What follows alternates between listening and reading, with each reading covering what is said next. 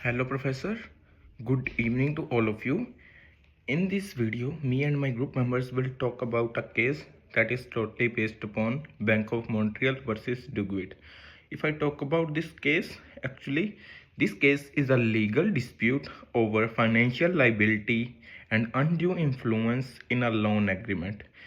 And if I talk about why is this case is important, actually this case established that financial agreements stand stronger than family bonds regarding monetary policy. And if I talk about the background of this case, actually there are a number of parties that are involved, and the facts of this case is the business client of BMO adopted for a business loan from BMO. And the key question is the court needs to determine if Mrs. Duguid faces legal responsibility to repay the co-signed loan with BMO. And the legal issue is the bank must determine if Mrs. Duguid experienced undue pressure during the loan agreement signing process. And what is undue influence? Actually, the influence, there are a number of influence that may happen through real, directly, or through trust-based secretive manipulation. And the next part will be explained by my group members.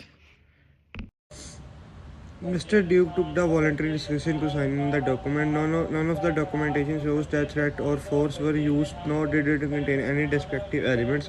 The laws required BMO to make no responsibility for wearing that customer receive independent legal assessment. The bank lacked any responsibility to confirm her chosen decision. The establishment of material partnership does not inherently send a signal of dues in financial transactions. She possessed the mental ability to decide about her finances and educated manners.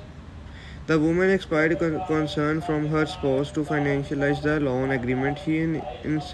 She maintained to freedom to refuse his request.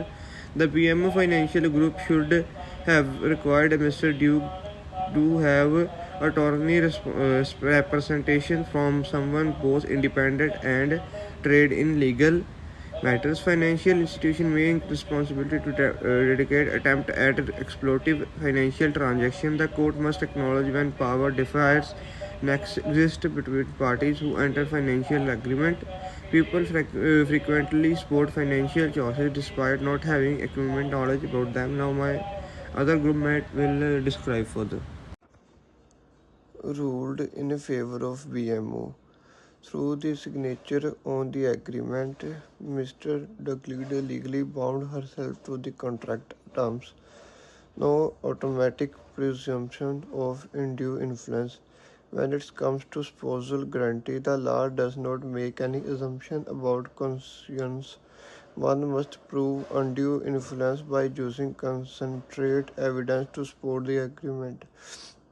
Mrs. Duguid did not establish a case showing pressure or lack of permission. Establishment contract law principle applied.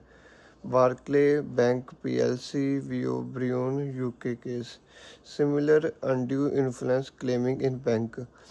Royal Bank of Scotland v Duguid examined spousal guarantee together with the requirement of independent advice. Financial contract law has developed its present through the studies of past cases. The judicial system depends on establishment legal cases for maintaining uniformity when making decisions. Verification of caution becomes necessary to deny performance of contracts. Financial institutions lack of authority to investigate the reasons behind co-signing agreements. People who sign financial agreements with their spouses need to act with responsibility by getting legal advice. The legal decision work to enhance the binding power of money commitments.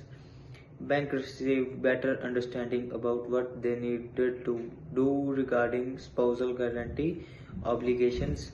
Bank received no mandate from the law to validate independent legal guidance provided to their clients. strengthened protections for financial institutions in contract disputes, and the other one is this enhanced both financial accountability during borrowing and customer financial decision compete. Verification of coercion become a necessity to deny performance of contracts. Second one is financial institutions lack the authority to investigate the reason behind co-signing agreements. Third one is people who sign financial agreements with their spouses need to act with responsibility by getting legal advice. And the last one is the legal decision worked to enhance the binding power of money commitments.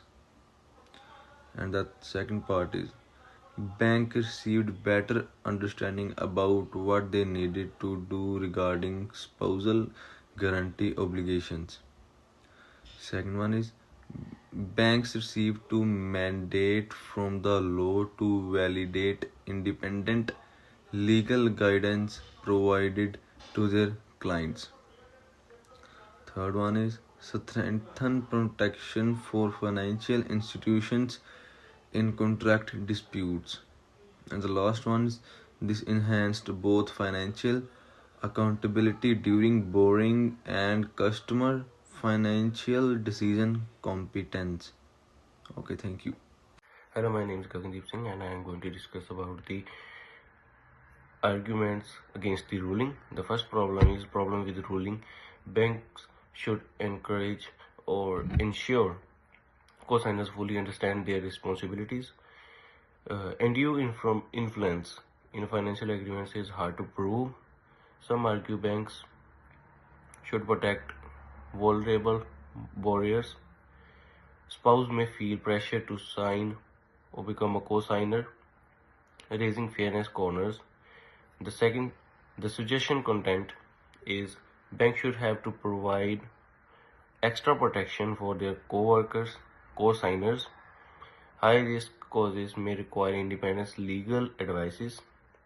The ruling impact modern banking practice and discloses standards.